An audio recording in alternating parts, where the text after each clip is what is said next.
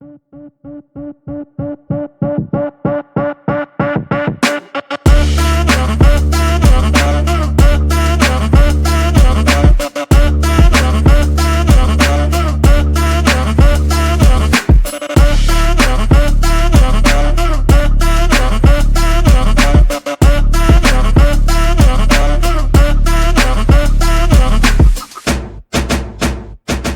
New Year, my roomies. It's JJ House of Sports, Jason and Johnny back at it. 2024. Happy New Year. Ready to play some chell, ready to talk some sports. Johnny, you have a good New Year's Eve? Yeah, it was pretty good New Year's. How about you guys? You guys do anything Not too crazy? bad. Watch some sports, some World Juniors during the day. Juniors, we got football happen throughout the holidays too. It's been fantastic. It's shaping up to be a pretty fun 2024, if I do say so myself. But I'm gonna give you the first few minutes. What happened at the end of 2023? There was a little plane, a little birdie that tried to play trickaroo with some Toronto fans. Give us the lowdown. How do you feel? It is what it is. Otani was rumored to come to the Jays and Toronto, but it didn't work out. He's with the Dodgers for a massive contract, big year for him, and we'll see. I don't think the Dodgers will win this year. I'm gonna say it right now. I don't see it. Oh yeah, you're not putting money down on the Dodgers. No, Otani I'm not. MVP? No, Otani's not MVP. He can't pitch this year. He's not. There's better players that can just hit than Otani He just hit better in the NL. Yeah. in the NL. Game three. Even Acuna, Yeah. that's Freeman. They're all better Yeah. hitters. I agree. Two of them on the Dodgers. That's three. Three heavy bats. The contract that he got was ridiculous too. 70 There's a million, little- no opt-outs. Look, So- I'll tell you this. I think he's worth everything. I think the amount of stuff he brings beyond baseball is invaluable to a lot of teams. I mean, he's captured a fan base. Let's be honest. Him going to the Dodgers probably led to the Dodgers having an edge on a lot of other teams to sign Yamamoto. It's gonna be a really, really interesting season to see how it works. So I do think his agent, at least give him credit, definitely played the market properly. Didn't rush to make a decision. Knew there was pressure on him to make a decision before the rest of the MLB can resume its life like it has already. Now that you've seen trades and signings happen. And yeah, I think the Dodgers are gonna have a brilliant, dedicated fan base in pretty much the country of Japan, and we're gonna see Otani continue to flourish in an LA uniform, just not a red one, the blue one. He definitely liked the LA. He Hitter wanted friendly to park, stay. He definitely. I mean, he was definitely gonna stick to the California weather. Let's be honest. No one wants to come up here. As great as Canada and Toronto can be, at some times it's not the allure of LA, and he was already comfortable with that environment. With his family living there already for many years, with being on the Jjhos and such. It was a matter of getting the right price, and he got it. And he used the Jays to get there, and you know what? I'm glad we were number two. I'm glad we were the bride, or what do they call it? The bridesmaid, not the bride. Because if anything, it just shows the legitimacy of this franchise of wanting to compete and not being afraid of franchise tags and shit like that. It's just a shame that he couldn't make the decision maybe a week earlier, because we could have probably given up a lot better assets for Soto than the Yankees did. But it is what it is. It is what it is. Yeah. But the contract we is are. still ridiculous for someone who is uncertain to pitch. He'll pitch. Let's be honest. We got a couple seconds here. Oh, nope. Yeah. We'll figure it out. We'll see. I think what we'll do is everyone will. Well, let's be honest. the contract sounds ridiculous, but the way they structure the contract is utterly robbery. The fact that Oh, they can sign that anybody, that's a whole nother that is ballpark. brilliance. I don't even think the Jays were thinking of that type of constructed contract. The fact that you could even do that is ridiculous. Well, apparently Um, it was all Tawny's idea, so yeah, he well, presented it to the teams. I know.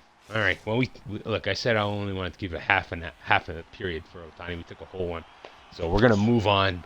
Look, screw it. We're gonna see him in April. We're gonna boo the shit out of him, and probably clap when he hits a bomb or two on us, maybe. But it's about JJ House of Sports. It's about me. It's about you. I want to hear what are your 2024 um, expectations for baseball, football, anything, any sports. What are you looking forward to the most? What are you not looking forward to seeing? And what do you think is a fun chase to have, and sort of something that we're gonna hate having to see become a reality? I'm definitely just looking forward to the baseball season coming up this year. Like I'm a huge baseball fan, and I was excited for the new season, the opening season, the home opener. I'll be there for the Jays. It's just I'm excited to see Vladdy's looking good in the off-season workouts. We'll see how it pays off, and I'm just excited to go to games too. Yeah. Who do you think is gonna win? Yeah, MLB. You Give me know, three teams. Three teams. Let's not make it one. If you you had to gotta throw go a $5 Al- bet on each, a small Atlanta, little chump change. Atlanta, the Jays, uh, Jays. because that's You that's really team, man. believe on them, eh? Yeah, yeah. All right, And go. I don't think the Dodgers will win, but if you're throwing money on it, it's not the worst bet, I guess. But I think they're gonna lose in the end. Yeah, I don't think they I have the bullpen.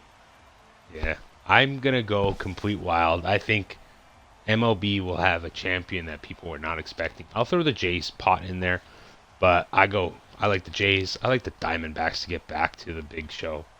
To be honest, and if I were to throw a curveball, I hate to say it, but fuck, could the Yankees be World Series champs? They could, and that's where I think we'll see a lot of excitement as it pans out. I mean, hey, that's baseball for you.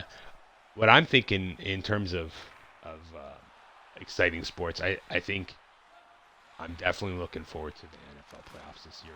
I think there's a lot of parity between teams. I know you're going to tell me, no, it's San Fran and then the rest of the field. I don't know if that's true. I don't know if that's true. I I think think I in think it's I San think in Fran the and the NFC. And it's not close in the NFC.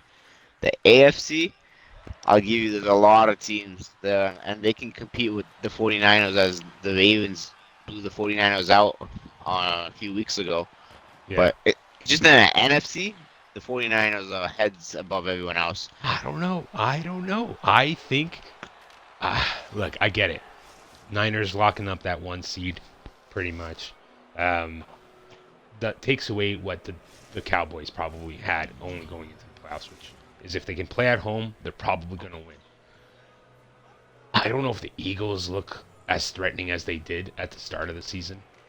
I No, think the people are Eagles look like the figuring out Eagles that look team. not good. You know, I like the Lions. I just don't know if the Lions are there yet. But I think they have the tools to compete, if not um, beat the Niners. In the other conference, I would have probably gone with the Finns and Ravens for the longest time. I obviously don't discount the Chiefs. The only reason the Chiefs are now lower on that list is simply put, um, if we can have our first quit on the podcast. Simply put,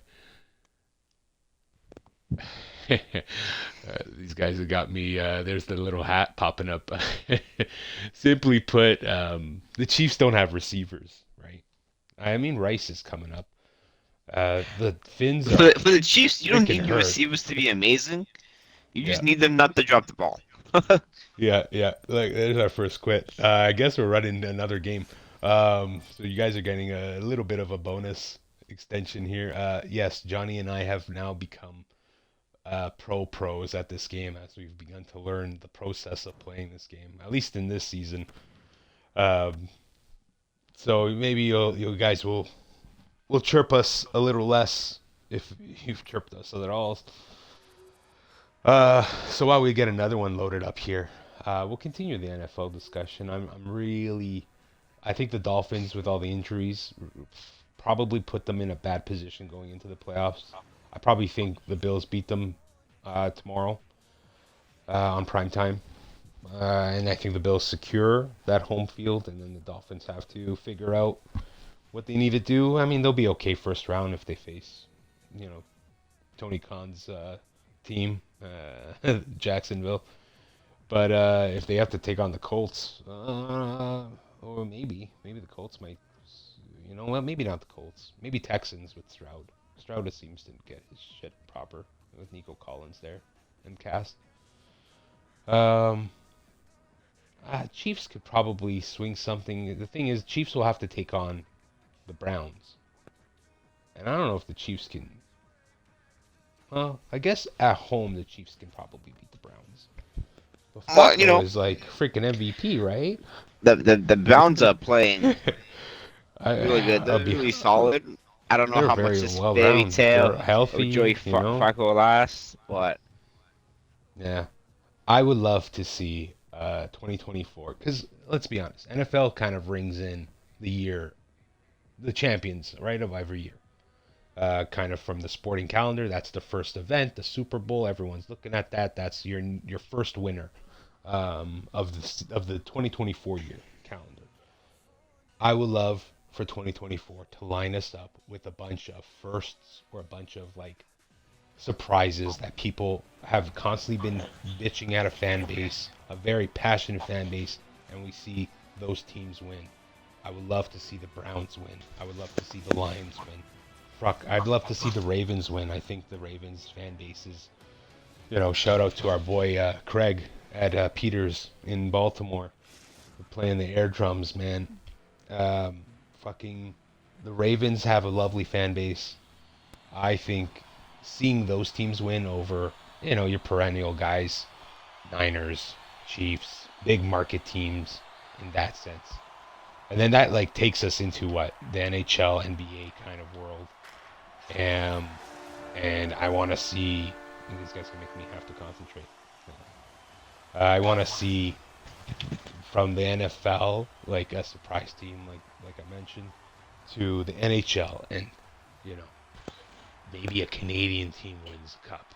And I'm looking at the roster in the West. You got Vancouver's putting up a good push. I'm gonna hate to give him a shout out, but yeah, the Jets are playing decently right now.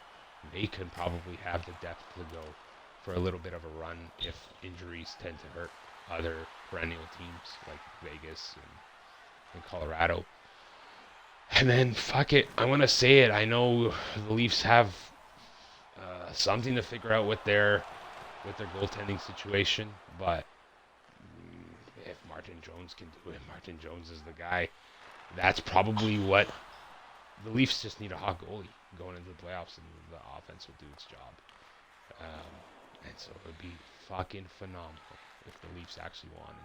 And I'm not a big guy to like always say plan the parade, this and that, but I really like the Leafs this year.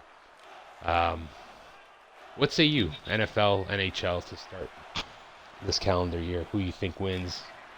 Who would you like to win? Excited stories or anything like that? 49ers. I'd love the 49ers to win. I really would. Wow. Why? Just because they're a beast of a team, or is it because you just like them? I'm going to really, really like them over the last few years. You do love Debo, man. You're a big Debo guy, even more so than CMC. I Love like the 49ers. I think it seemed like the Packers would be fun to watch because they're so young in the playoffs. And I think they could upset the Cowboys because the Cowboys do cowboy things, and they Not in seem the, I guess in the playoffs, but not at home. uh they choke. Well, first of all, Packers aren't playing, but it's gonna be the Packers Bucks and the Saints. no, Packers win and they're in. If the Yeah, Packers beat the Bears, they're in. you think the Bears are gonna let the Packers win? Please, Yeah, the Bears aren't good. Bears are OP, man. At least the last few weeks. Yeah, I know, but I don't think the Packers can run the gauntlet with their team. Not yet. I Not, don't no. think that they can win the gauntlet. I'm just saying it'd be fun. Okay, a first round surprise, sure. I'll give it to you. It would be like people. I think people would like it more for the fact Dallas losing than the Packers winning. When you talk about Dallas was the Green Bay in the first round, those are two big market teams. Yeah, but I'm not saying it's not going to be watched. I'm just saying I think you're in it for the memes than the actual pleasure. You're in it to see all the Cowboy fans throw a TV off a fucking roof. Oh, it doesn't matter who it is. That's Cowboy fans are gonna do that anyways. Oh, I know, but they would do it even more so if it's fucking the Packers. Especially after this season. Ooh. Gotta figure out something here. Ah, fuck. Okay, Mary. Oh, you still move. I couldn't get off. Anyways, what about NHL? You've seen half a season now. No, half the season is played. I haven't watched as much hockey over the last month and a bit as I should have been watching. I just, some stuff. I haven't been busy. But in terms of hockey, the Leafs, it's a tale of two teams. Sometimes they play amazing. Sometimes they look like trash. For the Leafs. That's very true. It doesn't matter who's in net. I don't care how they win 16 games in the playoffs. They can go 16 and 15. 16 to 15. I don't give a shit. You're right, and that's the thing. Shit. If they get in the playoffs, Matthews, Mono, and company, they can do a lot of damage. If they have a hot goalie. Matthews is scoring like he means to win every game on his own. And that's all you need. You need the true leader of this team. I know people bitch and go, oh man, these guys eat up too much contract space. Listen, the deals aren't bad. The deals are bad because COVID happened, and it stopped the cap from going up like it was supposed to. The cap would have been $100 million this year instead of its 80-ish, 81, I think it is. Like 80. Those contracts, yeah, whatever it is. Those contracts would have been less than 40%, and no one would have bitched. Nylander would have been signed for another $10 million too, and that's fine. I think the team is there. I think the team is there. I mean, you and I kind of believe it too. I don't think goaltending really matters in the NHL. I think it matters if your goalie is confident and the people playing in front of your goalie is confident. You gotta get a hot goaltender. Like, let's be honest, Johnny. We have Martin Jones, a perennial career sub 900 goalie in the NHL. Over 500 games played, almost. Sub 900 goalie. He can play a back-to-back. I get it. It was the Kings and the Ducks.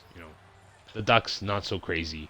The Kings, whatever. But the fact he plays a back-to-back on a team that's was letting in 5, 6, 7 goals is just proof that as long as you're comfortable as a team and your goalie can make, it doesn't even have to make all the saves. Even in this game, if our goalie makes a big save here on this one-timer, boom. What does that give us? It gives you and me an opportunity to now do a little bit of a counter, come over here, pressure them a bit more. We already got one guy down there, and it gives us an opportunity to get a goal, right? If you had scored there, it would have been perfect analogy. But that's the kind of stuff. You just need one big save, and your team responds. Your team responds, boom, boom. There you go. Now they're going to be able to respond. Their goalie stopped that big breakaway. Now they're going to come down on a rush, beat us on the icing, be able to wrap it around, looks for the one time. He's going to try to tap it in. There's our goal. He makes another decent save, right? That's all you need in the NHL. Any goalie could do that, as long as they're confident and as long as the defense is ready to play for them. Um, so that's all I'm looking for. I'm looking for that kind of intensity come playoff time. I think the Leafs last year got the monkey off their back. First round, done. Then they went, let's take it easy. But they ran into Florida where Bob was not eating and was like, I'm in this mental state and I'm just going to stop everything. And that's it. And then the defense believed him, and the defense was like, we're half dead. We don't care. We're going to stop everything. And that was it. They worked together until they got to what? To the Stanley Cup final. And they run into what? Supposedly a guy who was in a different mindset. You telling me Aiden Hill, who played his first couple of games, maybe 2 seasons ago, is now a top 5 goalie in the NHL, top 10 goalie in the NHL? Because No, he's not. And No, and you guys can not. see, Vegas recently has been fallen in the standings. They haven't looked good since early December. Yeah, because they're not confident behind a Logan Thompson. They're not confident behind anyone else. Who's the other goalie on their team? Brassois? No. No, he's on the Jets. Yeah, whatever. He used to be on. They go through like 7 million goalies, that fucking franchise. But it's just confidence. It's all confidence. Any other team that would surprise you? Like, would you be like, oh man, it'd be crazy if this team just happened to win the Stanley Cup? I said a bunch of Canadian teams. I don't know if you have a preference in the West. The Coyotes, if they get it. Oh my God, get out of here! Come on, what Connor Ingram? I know. Are we gonna tell the viewers what kind of bet you put in? Oh, me and a buddy have Connor Ingram futures for to win the Vesnas this year.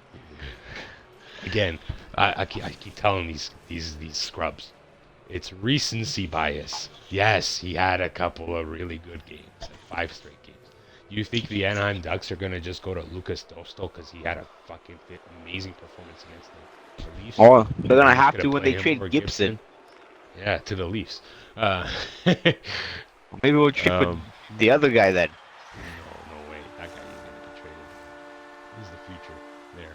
Anyways, the point is, you guys make bets, at least future bets on a lot of recency, and not like. But no one look at was the long really trend time. running away with the Vesna, except for maybe Demko. Yeah, and Demko has maintained while Ingram has kind of come back to earth. Oh, for sure. But for the number we got, that was at It's the worth time. it. I get it. At the You time. got it at 80 to 1. I know people. He's probably like now at 25 to 1 or something, or 30 to 1. I know it was a good number. I'm not gonna. You had to physically tell the betting company to put him on. So, that's a little foresight on you guys, I guess, to get that number in, at least judged and in. All right, so we go NFL. We went NHL. Look, I know people want us to talk about basketball on this podcast, but frankly, I could give 2 shits about that league. I think it is the laziest league in the world. We call it the load management league for a reason, and it's not that. I think playoff it's not to basketball say is they're great. not athletes. Yeah, I'm not. It's not Playoff to say they're basketball is not. great. Yeah, well, even like March Madness, right? That kind of intensity. It's not to say that the athletes of the NBA are lazy. It's just that the athletes control so much of the narrative that honestly, having a franchise or even a coaching team means nothing. It's just like, hey, what group of 5 guys want to come together and find an owner that's willing to pay them the bucks they want, and then they want to go and run a fucking, fives and try to win a thing, and then try to beat people with like a bunch of secondary guys on the bench. Like, no one's really treated like a franchise. Now, I hate to say it because I do think there are teams that want to be treated like a franchise. Like, for example, the Raptors. They have a very strong kind of, hey, we coach, we have proper system, we have a good GM that says this is how we want to be building our team, looking at our future and stuff, and sometimes and they make everyone on that team sort of strong. No one is an individual in a sense, right? Whereas like if you look at, let's go with the Lakers, it's LeBron, Davis. Name me another Laker on that team. Oh, am I supposed to say someone? Because I don't. Exactly. That's my point. Like, unless you're a mainstream kind of NBA follower, you're not naming it. And I know I've seen these other podcasts out there, and I've seen fan reaction podcasts where we take like live reactions of fans after a game. And let's be honest, it's just people fucking smoking the ganj. People coming up and going, "Yo, this guy, helped me get this or that." Like, listen, the sport is strong and it's good and it's competitive and it's exciting to watch. Just only a portion of the year. It's not a full season sport. You want to watch it pretty much in April, May, and June. It's when you want to watch it because that's when people start balling their fucking heads out, and they're not like, today I face the Detroit Pistons. Let me take it easy. And Yep. it's not to say it's only in NBA. Like obviously in the NHL, if we pick on the Leafs just to show people that we're just biased for the Leafs. The Leafs too get lazy when they go, it's just Ottawa. Oh It's yeah, just the Buffalo. Leafs have a terrible You know, record with sub 500 teams. and I don't know if it's just a generational athlete thing. I don't think it is. I just think it's I think there's just some teams are built like around friendships, and other teams are built as franchises and have to be built through depth and coaching and proper strength, right? Where it's like the NFL. Like, tell me one guy who can change the whole team aside from Tom Brady and Peyton Manning. CMC, pretty good. Well, CMC's pretty good. But he joined an elite offense. Yeah, but that team Right. was struggling when he joined them. He gave them what they needed. I'll give him. Is it 5-5? It is 5. He gave them what they needed at the time. But still, it's the majority of the NFL isn't individualistic. The majority of the CFL isn't individualistic. The majority of the NHL isn't one individual that runs the whole team. McDavid would be winning Stanley Cups if that was the case, and he isn't, right? The Leafs would be winning the Stanley Cup, and they aren't. And they got 4 guys. Yeah, that's a little cheeky. The NBA, you get one guy and your team is an instant playoff. Not even instant. It could be like the best team. Put Joel Embiid on any team, and they are probably first, second, or third seed. Tell me I'm wrong. Oh, get out of here. Get out. Anyways, NBA aside, I want to talk about the rest of the 2024. The one that comes after that and baseball starts. We talked about baseball at the beginning of the episode. Things that people need to watch. If I'm going to pull on the soccer card, we got Copa America, we got World Cup happening this summer. We got Canada potentially making the Copa America. They have to beat Trinidad in March. If they do, then they're in. It's a one play-in game. You're in, you win, and you're in. You got Trinidad in March, and then you got Copa America. And then you got Euro. The Euro and Copa America will be played more or less around the same time, June and such, June, July. They'll overlap a bit, but you have those two. That's going to be big for the world in a sense. In that sense, what other components? You're going to have your regular annual rugby kind of competition. So if you're into that, you can watch a couple of championships, and mostly around. They're not going to be World Cup caliber matches, but they'll definitely be territorial kind of style. So they're mostly based on rivalries and stuff. So yeah, so we got forward, man. Pop it. We're gonna get it. We kind of won our first game, lost this one. No, we're not out yet. Oh, penalty. Oh, penalty. What else? What else is happening? CFL is gonna start in June, but we'll talk about that when we get closer to it. I'm a big CFL guy. I actually have a fantasy idea for CFL that I think I'll pitch towards the end of the season when we get closer to CFL time. Oh, stuff. What else are you excited for, sport-wise? I know baseball, but anything else? What? WWE, man. Money in the Bank's coming to Toronto. Yeah, that's gonna be fun. I'm excited for UFC 300 this year too. In Yeah, that April. too. That's coming. Should be fun. Yeah, you even got UFC coming in Toronto in 2 weeks. Royal Yeah. Rumble coming up. Ooh, I would love to do. Maybe that's what we do next week. What do you guys think? Royal Rumble next week? Royal Rumble picks? Well, actually, we'll be 2 weeks, 3 weeks. We'll do Royal Rumble. Not next week, the week after. We get closer to it. Oh, I got some surprise ideas there.